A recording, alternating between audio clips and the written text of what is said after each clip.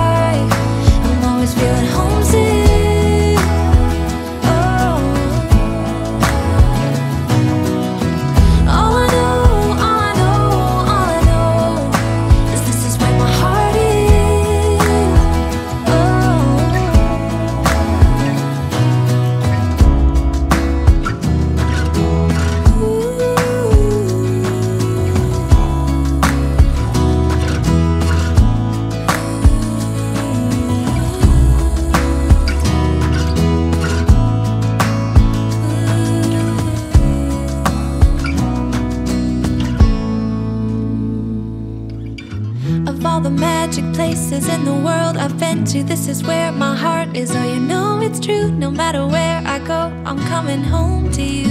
Bonjour tout le monde, j'espère que vous allez bien, que vous êtes en pleine forme. On est quel jour aujourd'hui? Mardi. Ouais. J'ai déjà bien avancé ce matin. Je me suis occupée de mon skir, il était pris. En fait, je suis descendue ce matin à 3 h du matin, il était pris, mais je l'ai laissé dans la cuve avec le Ninja fermé. Par contre, il y a un truc que j'ai pas pensé, c'est quand je laisse aller comme ça toute la nuit, le Ninja, il bip quand il a fini. Alors je l'ai pas entendu, je sais pas si les enfants l'ont entendu, mais il va falloir que je regarde, je pense qu'il est écrit keep. Hein, Stacy? Keep warm, ça veut dire quoi? Ah non, ça veut dire maintenir au chaud, je pense. Ouais. Ouais, il faut que je regarde si je peux retirer l'alarme, parce que du coup, ouais, quand je suis descendue à 3 h du matin, je dois faire pipi, il bipait. Si vous connaissez le truc pour l'enlever, l'alarme, partagez, parce que ouais, c'était... Je me suis dit, bah moi je l'ai pas entendu, mais j'espère qu'il y a personne qui l'a entendu, que ça les a pas gênés. Mais bon, si je l'entends pas, je pense qu'il y a personne qui l'a entendu. Tu l'as entendu, Stacy? Quoi? Le Ninja qui bipait, pour dire qu'il avait fini. Mais ouais, c'est parce que souvent j'ai un sommeil beaucoup plus léger que... Mais bref, donc ce matin à 3 h il était pris, mais du coup j'ai éteint le Ninja et je l'ai laissé dans la cuve et je m'en suis occupée ce matin quand je me suis levée. Craig m'a dit tu vas pas commencer à faire ça ce matin, hein, il est 3 h, tu vas avoir du mal à te rendormir. Donc du coup non, ça va. T'inquiète pas, j'éteins, je laisse dedans. Oui, donc du coup j'ai Je l'ai fait ce matin. Là, il est en train d'égoutter sagement dans le frigo. Là, je voudrais faire aussi, c'est du yaourt grec aussi.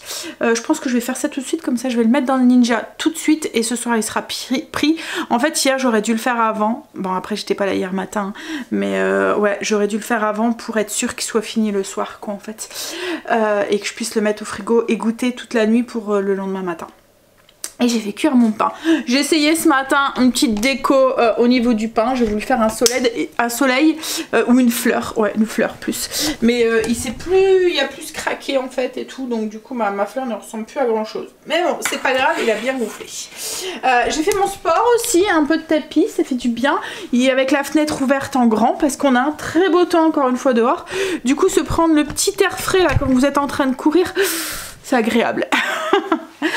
Bon, allez, du coup on y va, je vais faire mon yaourt grec. Et puis alors ce midi, j'ai vu une recette, c'est sur Insta je pense, c'était des tortillas dog, enfin on va dire, je pense, il n'y avait pas de nom en fait, hein, c'est juste comme un hot dog mais au lieu de que ça soit dans du pain, c'était dans une tortilla.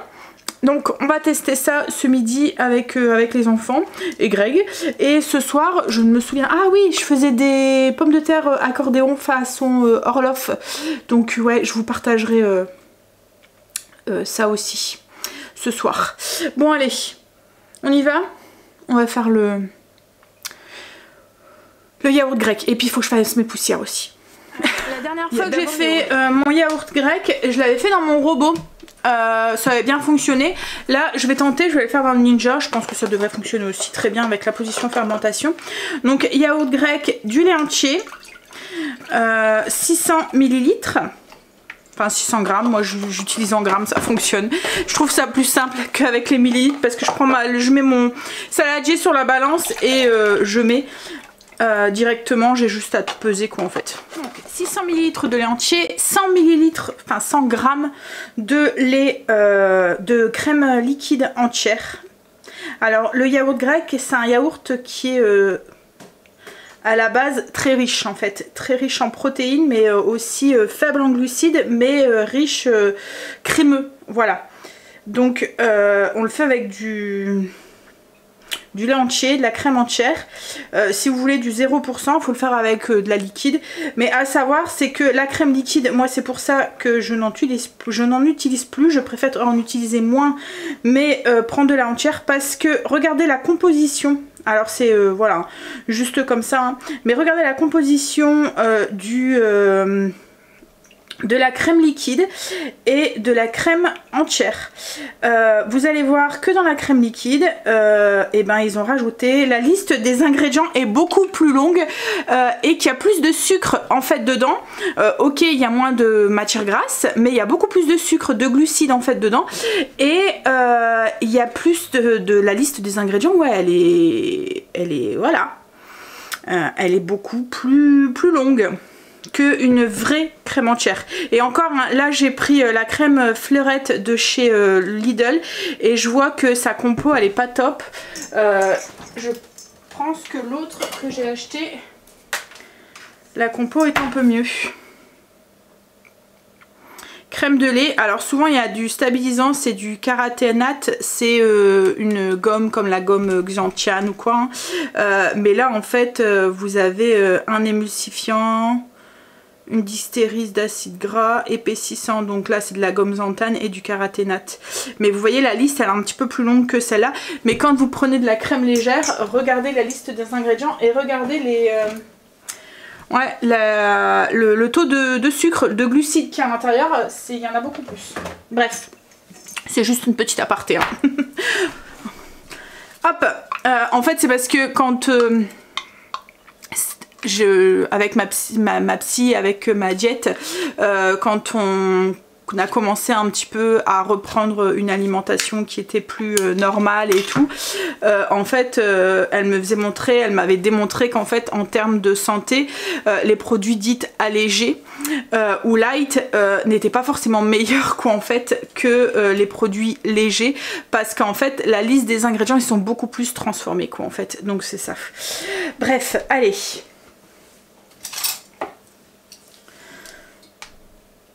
J'ajoute du coup mon yaourt.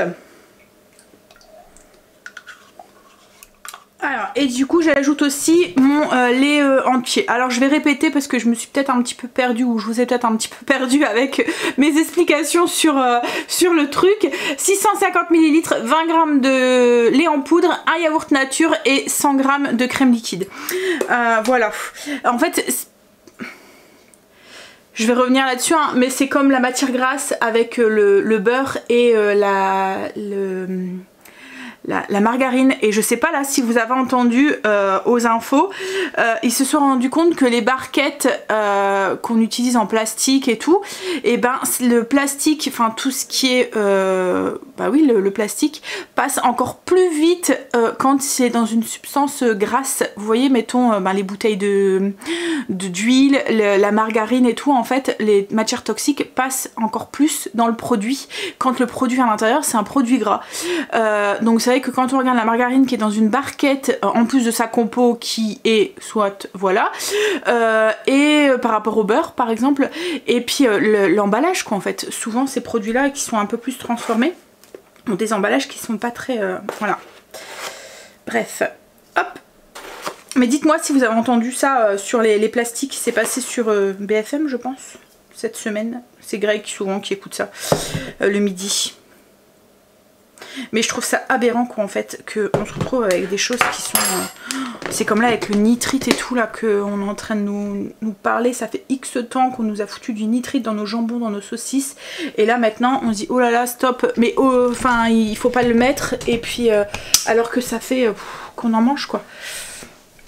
Voilà, je comprends pas qu'on permet de mettre des trucs comme ça dans notre alimentation alors que... quelques années après, on nous le retire en se disant que ouais, le moins transformé possible, c'est ce qu'il y a de mieux. Bon allez, bref.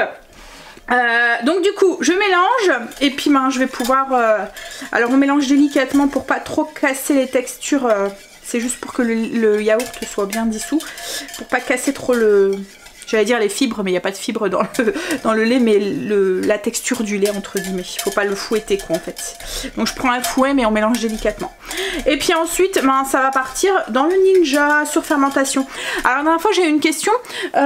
Si j'ai pas de Ninja, de robot, de yaourtière et tout, est-ce que c'est possible de faire maison? Oui, c'est possible de faire maison. Il y en a certaines d'entre vous qui m'ont dit qu'ils le faisaient au four.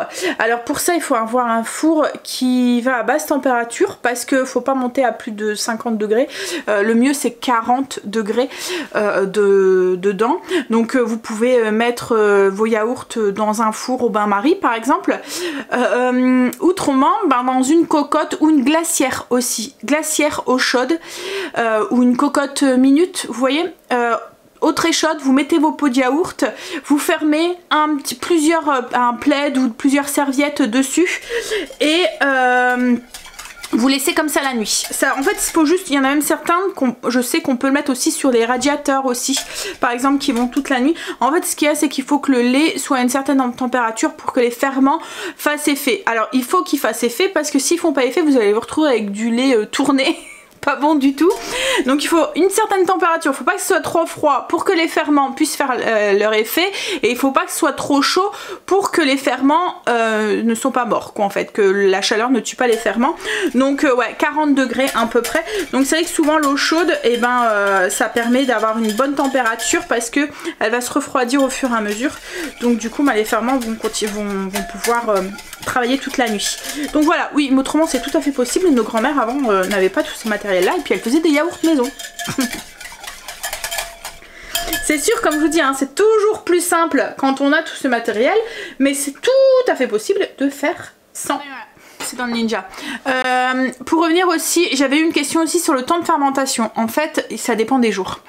Il y a des jours où vous allez mettre moins de temps. Il y a des jours où vous allez mettre plus de temps. Ça dépend de la température de votre lait aussi, s'il était dû au frigo, s'il venait de, mettons, de votre cellier ou qui est à température ambiante. Vous voyez, quand ils sont fermés. Après, ça dépend de la qualité du lait, ça dépend de la qualité du yaourt que vous allez mettre dedans.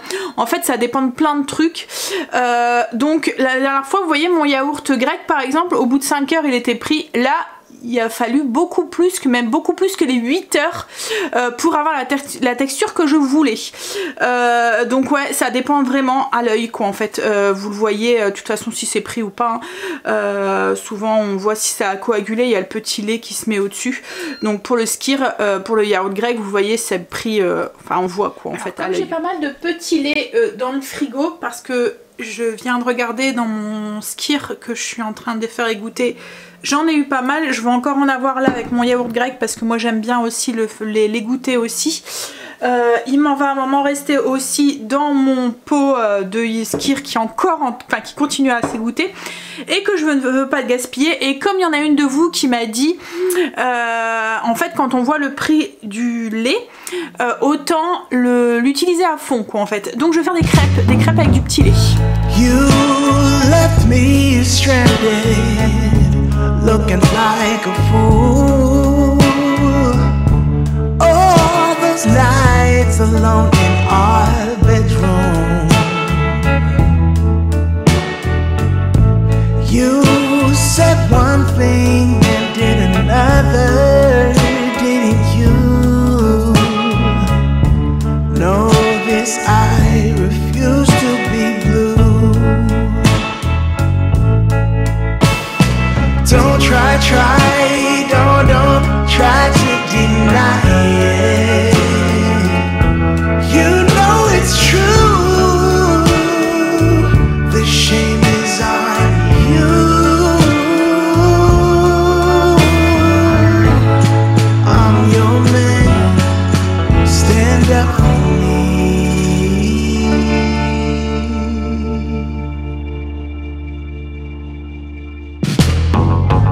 No apologies for days and weeks. A promise is big enough, you know. You could at least try to start using the word please, and maybe then we could start over by being friends. Don't try, don't try to deny it. You know it's true. You know it's true. Voilà, j'ai fait les gaufres, je suis en train de... Enfin des gaufres, non des crêpes Sandra. Je suis en train de faire... Attendez, hop là. Faire cuire... Le reste, ça va pas en faire une entière, mais c'est pas grave.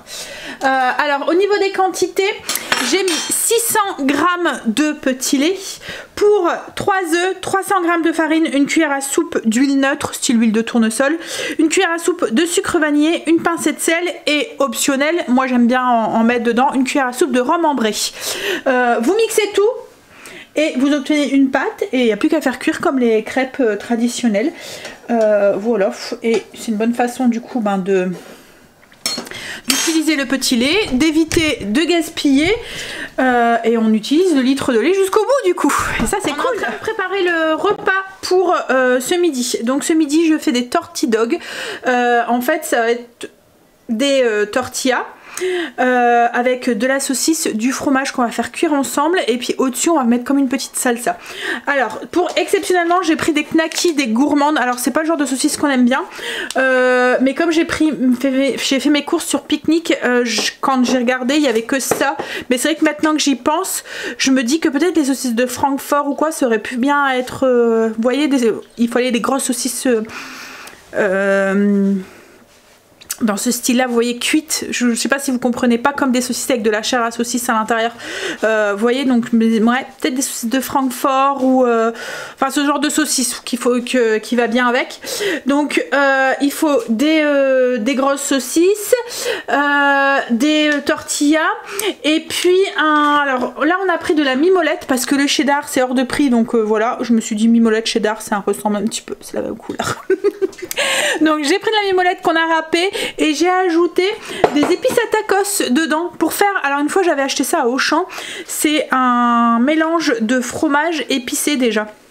du cheddar avec ces deux sortes de cheddar et des épices dedans. Donc là du coup je les ai mélangés, ça revient moins cher. Et j'ai mélangé du coup de la mimolette avec des épices à tacos.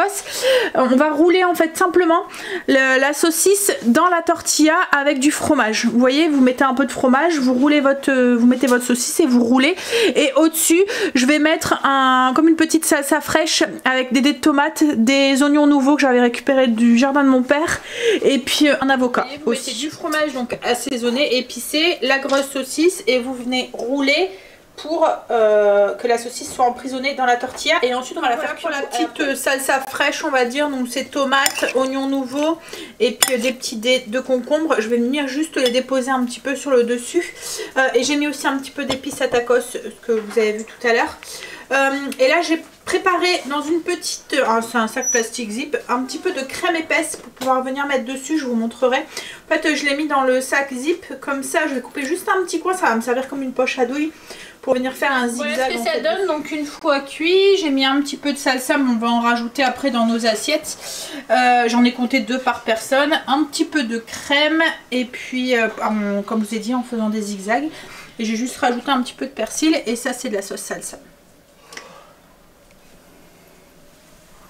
On a fini de manger, bon, c'était très bon, ça a plu au loulou. Là je suis en train de faire les poussières, je suis en train de faire les... Vous voyez les lampes là. En fait la bonne idée que j'ai eue de mettre ça, parce qu'en fait on voit toute la poussière dessus à chaque fois, ça se dépose. Et on voit tout, et puis en plus il faut faire gaffe parce que si vous mettez vos mains comme ça dessus, vous avez des grosses traces de doigts.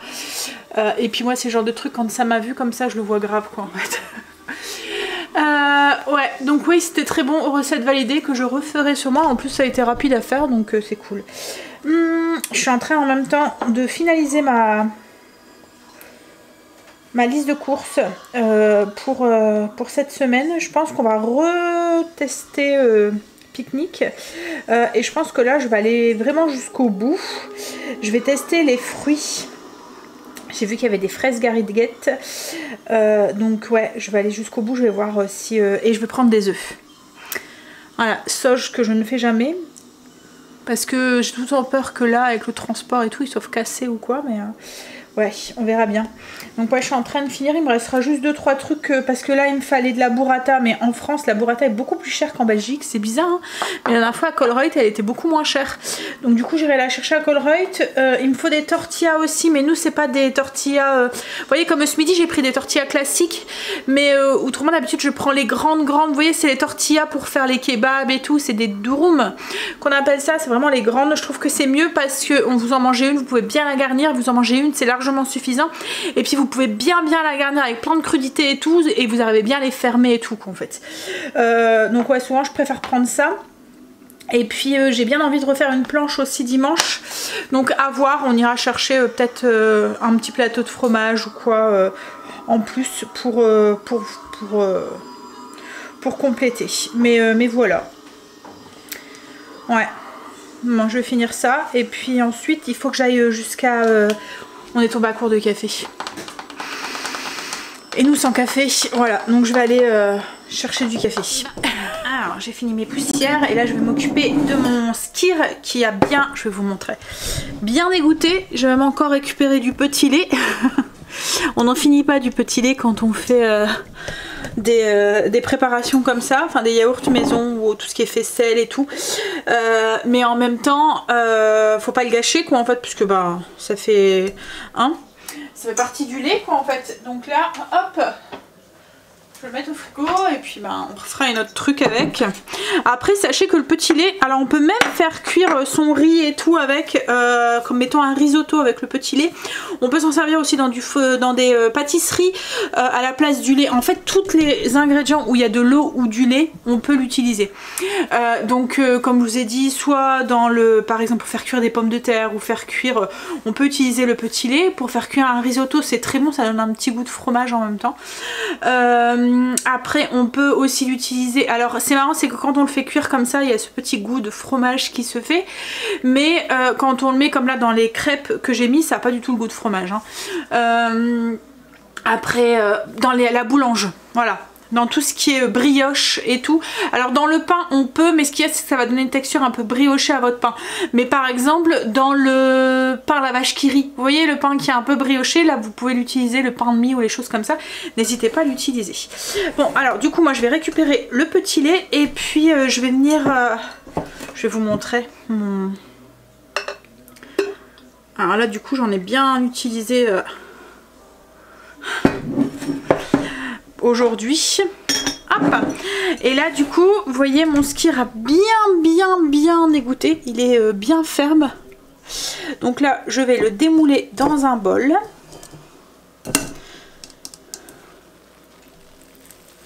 Et je vais venir le fouetter. Vous voyez, hein, il est bien ferme. Hein. Je vais venir le fouetter avec un batteur électrique pour lui donner sa bonne texture. Et puis vous voyez là, ça fait un peu comme s'il avait un peu croûté. Ça va du coup lui redonner un peu de... En fait, l'extérieur il est plus ferme que l'intérieur qui est plus crémeux. Donc du coup ça va lui redonner son petit côté crémeux qu'on aime dans le skyr. Hop, allez. Donc batteur électrique. Je sais pas si vous voyez, on a une très bonne qualité là de skyr. Il est vraiment très crémeux. Hop, alors on n'obtient pas grand chose hein, avec le litre, mais enfin le litre, c'est bien un litre hein, que j'ai mis dans le skyr. Oui c'est ça. Je confonds à chaque fois avec le yaourt grec. On obtient beaucoup plus de petit lait que de skyr parce que mais bon vu le prix du skyr ça vaut quand même le coup vu le par rapport au prix du lait quoi en fait. Puis ce qu'il y a c'est comme je vous ai dit il faut utiliser le petit lait quoi en fait, il faut pas le jeter. Il faut l'utiliser pour bien rentabiliser le litre de lait. J'ai été du coup jusqu'à Lidl pour chercher du café et la pharmacie aussi pour renouveler l'ordonnance de ma miss. Là je vais me faire un petit café du coup. Et Greg est parti au potager. Il profite qu'il fasse beau, il va pour finir de mettre ses petits pois pour pouvoir passer à autre chose après. Donc là voilà. Et puis tout à l'heure il avait un petit peu mal à la tête donc il s'est dit que d'aller prendre un petit peu l'air ça lui ferait du bien aussi. Là moi je vais me faire du coup mon petit café et puis je vais travailler un petit peu sur le PC et ensuite ben on fera le repas pour ce soir. C'est de pommes de terre accordéon façon Orloff. Je suis en train de préparer le repas pour ce soir. Alors on va faire des pommes de terre accordéon. Je suppose que vous connaissez les... Ben, je vous avais déjà partagé une recette de pommes de terre Asbach. En fait c'est des pommes de terre qu'on vient couper des fines tranches à l'intérieur. Vous voyez, mais pas jusqu'au bout, elles sont encore attachées et moi en fait ce que je vais faire c'est que je vais les garnir un peu comme un rôti Orloff. Ensuite je vais d'abord les faire pré-cuire avant à l'air fryer et puis ensuite je vais venir les garnir. Petit truc, je sais pas si vous connaissez le petit truc pour couper les pommes de terre et éviter d'aller trop loin, vous la mettez entre deux baguettes ou deux cuillères en bois comme ça et du coup quand vous allez couper avec votre couteau, et ben vous allez toucher, vous voyez les deux baguettes, les deux manches de cuillère en bois, et ça vous évite d'aller trop loin et de détacher en fait les rondelles de pommes de terre. Voilà. Donc du coup on va couper toutes les pommes de terre comme ça. Moi j'en ai compté 2 par personne et j'ai pris des pommes de terre pour four, donc chair farineuse un petit peu pour qu'elles soient bien cuites à cœur et qu'elles sont pas enfin voilà, la texture elle est différente en fait des pommes de terre chair ferme. Hop, voilà, donc ça c'est le plus casse-pied. Après ça va aller vite. Alors du coup j'ai coupé toutes mes pommes de terre en lamelles, enfin en les laissant attachées hein. J'ai mis du sel, du poivre, un peu de thym et je vais venir mettre sur chacune d'entre elles une fine tranche de beurre et je vais les faire pré-cuire un petit peu avant. Parce qu'en fait si je mets tout de suite la garniture va trop cuire, elle va être trop dorée, les pommes de terre ne seront pas assez cuites. Hop. En fait je pose comme ça une fine tranche, comme ça ça va couler à l'intérieur, ça va nourrir la pomme de terre. En fondant en fait le beurre il va s'infiltrer dans les petites fentes.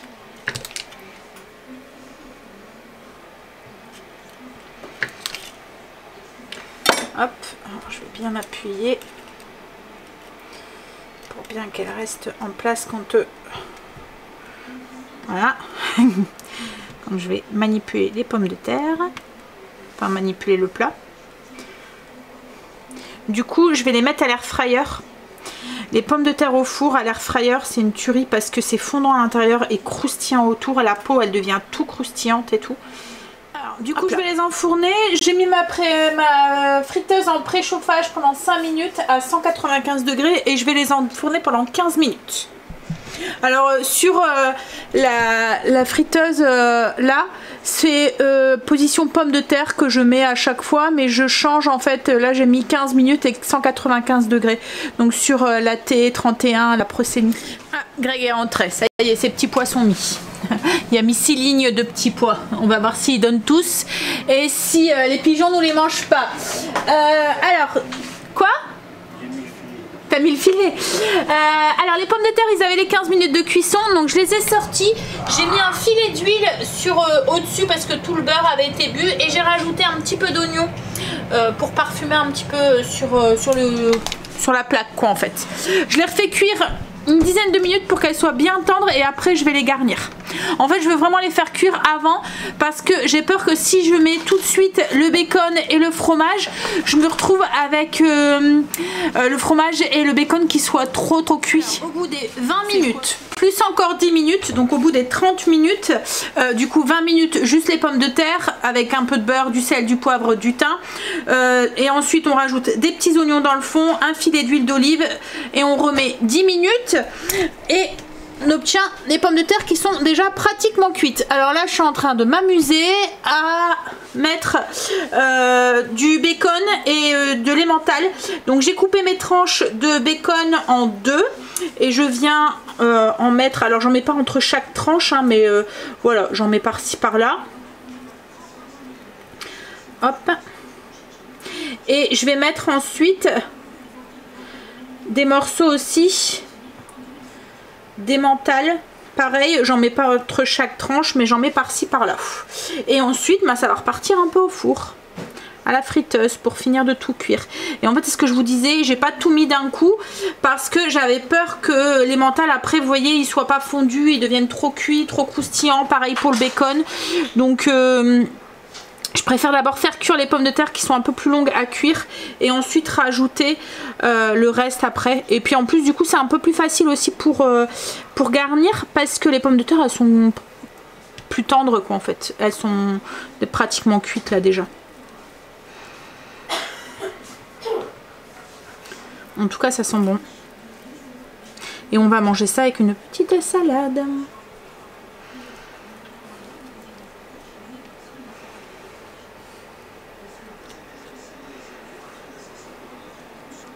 Donc ça repart au four à peu près 10 minutes. Mais par contre je vais baisser la température. Je vais mettre à 180 à manger. Je vais vous montrer du coup ce que ça donne. Hop. Donc les pommes de terre avec le fromage qui a tout fondu à l'intérieur et puis le bacon.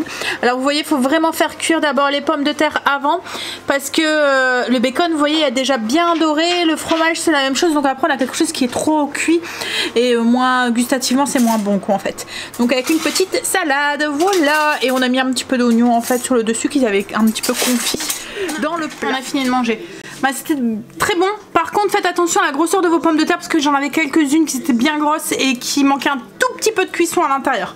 La prochaine fois je pense que je rajouterai une dizaine de minutes peut-être au début de cuisson. Vous voyez pour qu'elles soient un peu plus cuites, surtout pour les plus grosses où il faut prendre des calibres un tout petit peu plus petits et tous de même calibre. Mais autrement c'était très bon. Bon allez, moi je vais vous laisser. Petite routine du soir. Puis il faut encore que je mette mon yaourt grec à égoutter. Là je pense qu'il est pris. En fait je me suis trompée de position tout à l'heure. Je l'avais pas mis sur fermentation, je l'avais mis sur yaourt. Et du coup mais en fait il me restait sur cold ou hot ou je sais pas quoi. Et du coup ouais. Je l'ai fini par le mettre en fermentation mais quelques heures après. Mais bon là c'est bon, là il est prêt. Donc je vais pouvoir le mettre au frigo pour la nuit. Pour qu'il s'égoutte bien. Et on verra ça demain matin. Allez, moi sur ce, je vous fais des bisous et je vous dis à demain pour une nouvelle journée avec nous. Bisous, à demain.